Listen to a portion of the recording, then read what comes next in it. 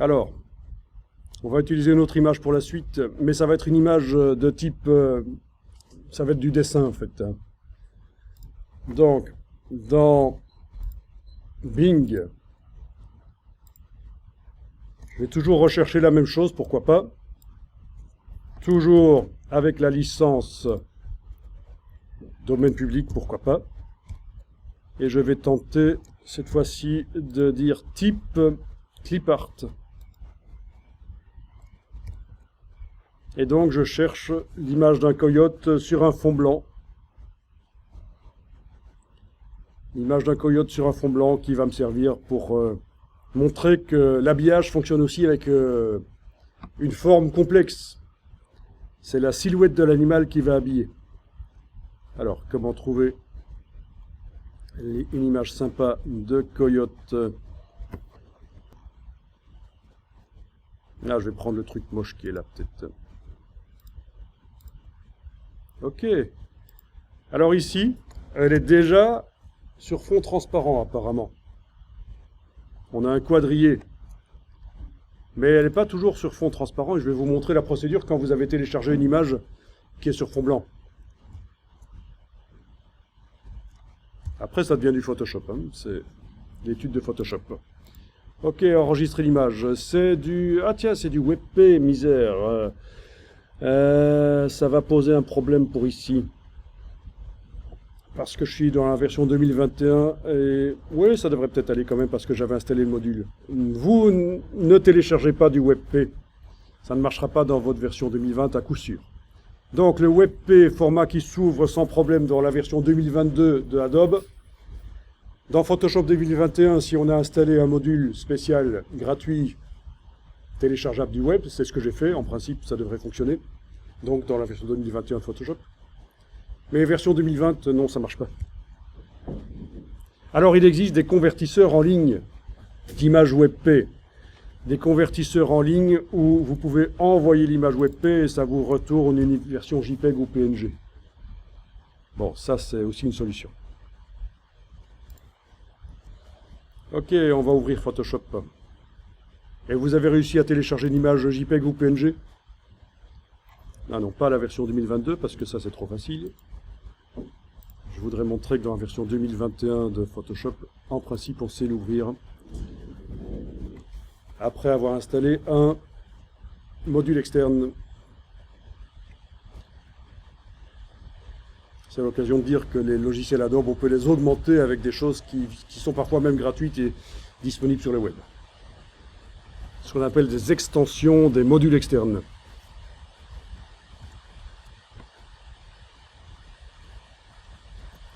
Alors, fichier ouvrir.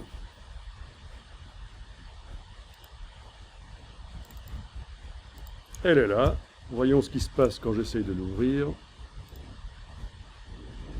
Ok, ça fonctionne.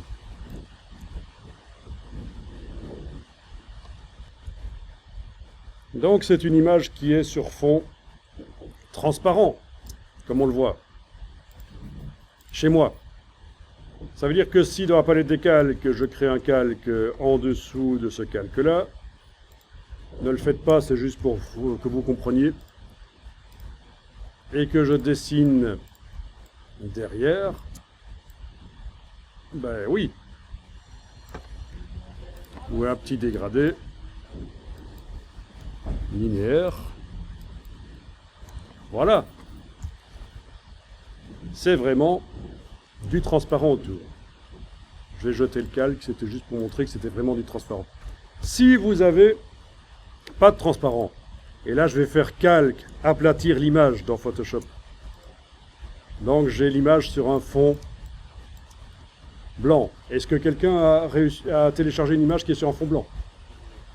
Ok, alors si c'est en WebP, voilà ce que tu vas pouvoir faire pour... si tu ne trouves que des WebP, voilà ce que tu vas pouvoir faire éventuellement.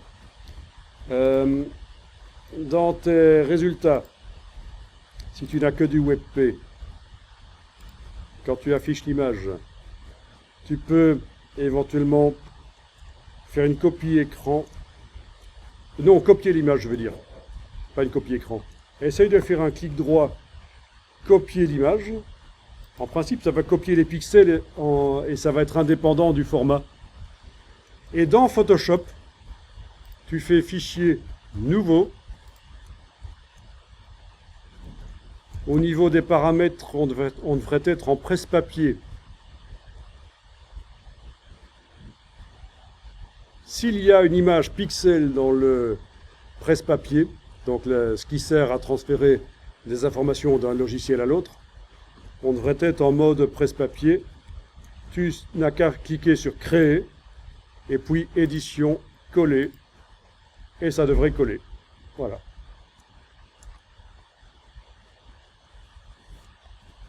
Je vais vérifier que ça fonctionne bien aussi avec un WebP, parce que sinon c'est trop facile. Copier l'image dans Photoshop, nouveau, créer, édition, coller, ça fonctionne. Ça devrait marcher à ce moment-là. Vous vous libérez du format d'image, vous faites du transfert direct du navigateur vers Photoshop sans vous occuper de l'enregistrement d'image sur le disque dur. Et là, voilà. Bien, si vous avez une image qui n'a pas de transparence autour d'elle, problème, il va falloir la créer. Donc je vous montre baguette magique qui se cache derrière l'outil sélection d'objets ou l'outil sélection rapide. Baguette magique dans ce cas-ci parce que c'est vraiment un fond blanc infographique. Je clique. Alors, il n'a pas voulu sélectionner. Oh là là. Au niveau de la moyenne, là, c'est mal réglé. On va se remettre en échantillon ponctuel. 32 de tolérance, c'est ce qui est normalement réglé dans Photoshop. Pixel contigu est coché. OK. Alors, justement, je vais décocher pixel contigu. Parce que ça n'a sélectionné que la partie supérieure. Donc je veux sélectionner tout ce qui est blanc dans l'image. Je clique, ça désélectionne en principe. Je reclique, ça resélectionne. Et voilà, tout le fond est sélectionné en principe. Bon. Et puis sélection, intervertir. Comme ça sélectionne vraiment le sujet. Parce que pour l'instant, c'était le blanc qui était sélectionné. Voilà, ça sélectionne vraiment le sujet.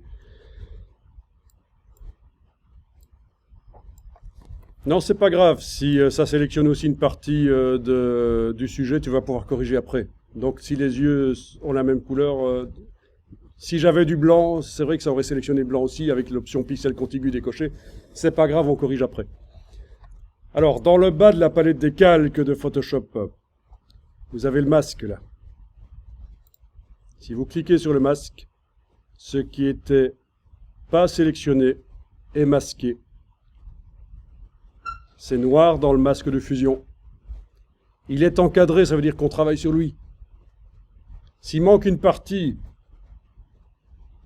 avec le pinceau en mode d'application normale, opacité 100%, flux 100%, CTRL-ALT, clic droit sur le PC, clic gauche sur le Mac, en dessinant blanc, pour faire apparaître. Et donc dans ce cas-ci, je n'ai pas de problème, mais ce serait comme ça, on gérait le masque, retoucher un peu. Voilà une solution. Alors, je vais donc enregistrer ça au format Photoshop. Donc évidemment, moi, j'avais pas de problème avec l'image. Elle avait été téléchargée entourée de transparence, mais je vous ai montré que faire si vous n'avez qu'une version opaque de l'image sans transparence. Vous avez vu qu'on peut, plutôt que d'essayer de sélectionner le sujet, ce serait l'erreur. C'est plus simple de sélectionner le fond et d'inverser. Voilà, donc j'enregistre ça au format Photoshop. Voilà, et je vais l'utiliser dans InDesign.